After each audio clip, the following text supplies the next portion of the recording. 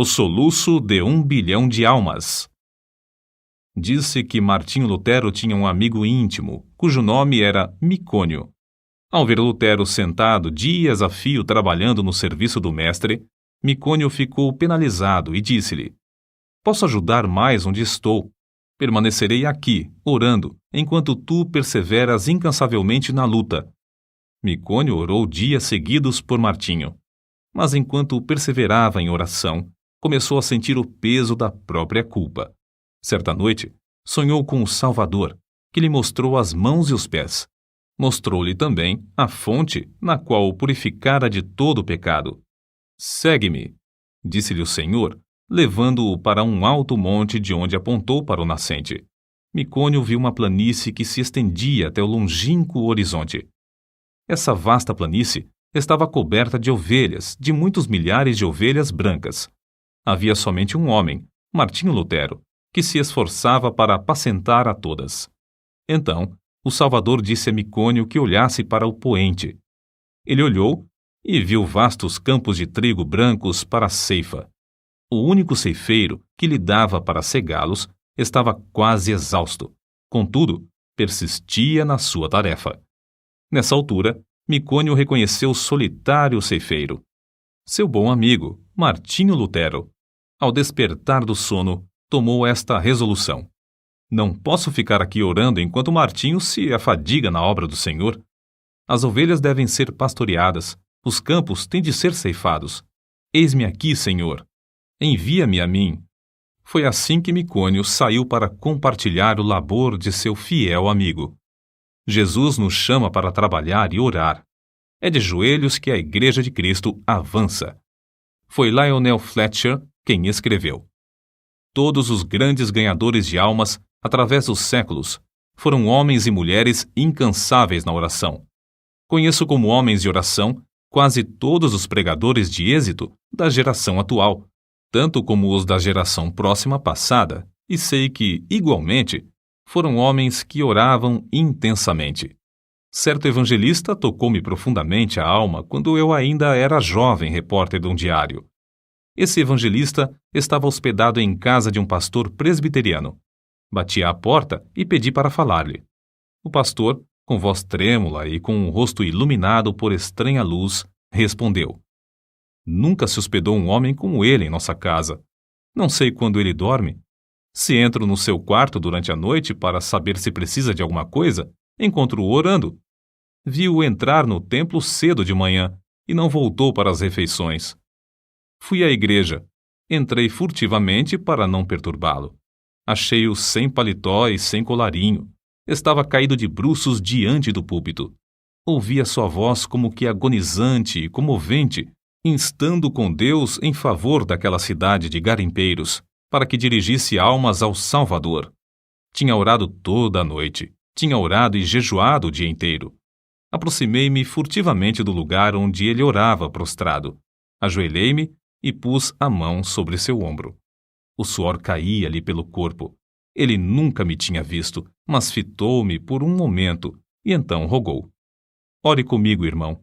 Não posso viver se esta cidade não se chegar a Deus.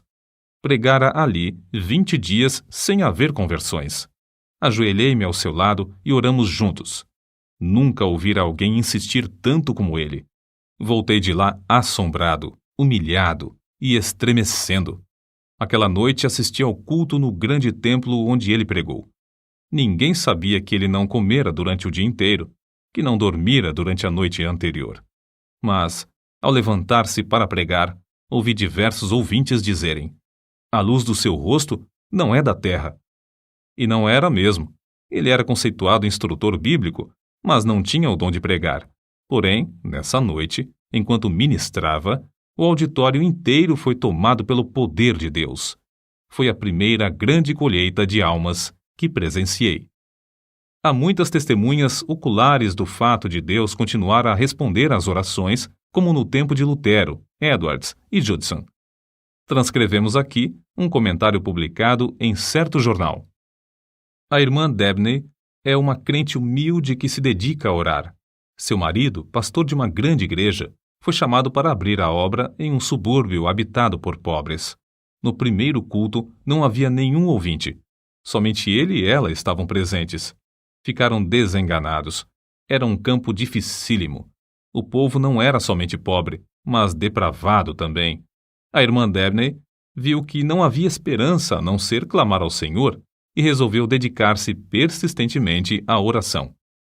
Fez um voto a Deus que, se ele atraísse os pecadores aos cultos e os salvasse, ela se entregaria à oração e jejuaria 3 dias e 3 noites no templo, todas as semanas, durante um período de 3 anos. Logo que a esposa daquele pastor angustiado começou a orar sozinha no salão de cultos, Deus começou a operar, enviando pecadores a ponto de o salão ficar superlotado de ouvintes. Seu marido pediu que orasse ao Senhor para que ele lhes desse um salão maior. Deus moveu o coração de um comerciante para desocupar o prédio fronteiro ao salão, cedendo-o para os cultos. Continuou a orar e a jejuar 3 vezes por semana, e aconteceu que o salão maior também não comportava os auditórios. Seu marido rogou-lhe novamente que orasse e pedisse um edifício onde todos quantos desejassem assistir aos cultos pudessem entrar. Ela orou e Deus lhes deu um grande templo, situado na rua principal desse subúrbio. No novo templo, também a assistência aumentou a ponto de muitos dos ouvintes serem obrigados a acompanhar as pregações de pé, na rua. Muitos foram libertos do pecado e batizados. Quando os crentes sentem dores em oração, é que renascem almas. Os que semeiam em lágrimas cegarão com alegria.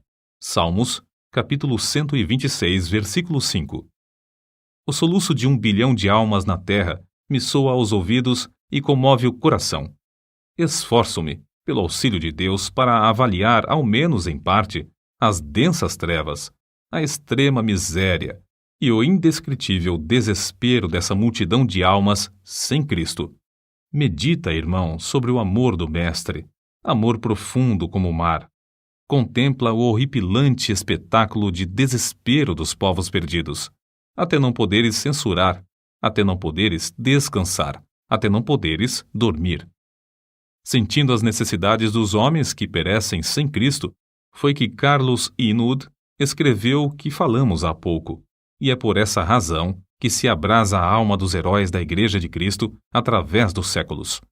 Na campanha de Piemonte, Napoleão dirigiu-se aos seus soldados com as seguintes palavras: ganhastes sangrentas batalhas sem canhões, atravessastes caudalosos rios sem pontes, marchastes incríveis distâncias descalços, acampastes inúmeras vezes sem coisa alguma para comer. Tudo graças à vossa audaciosa perseverança. Mas, guerreiros, é como se não tivéssemos feito coisa alguma, pois resta ainda muito para alcançarmos. Guerreiros da causa santa, nós podemos dizer o mesmo. É como se não tivéssemos feito coisa alguma. A audaciosa perseverança é-nos ainda indispensável. Há mais almas para salvar atualmente do que no tempo de Miller, de Livingstone, de Patton, de Spurgeon e de Moody. Ai de mim se não anunciar o Evangelho. 1 Coríntios, capítulo 9, versículo 16.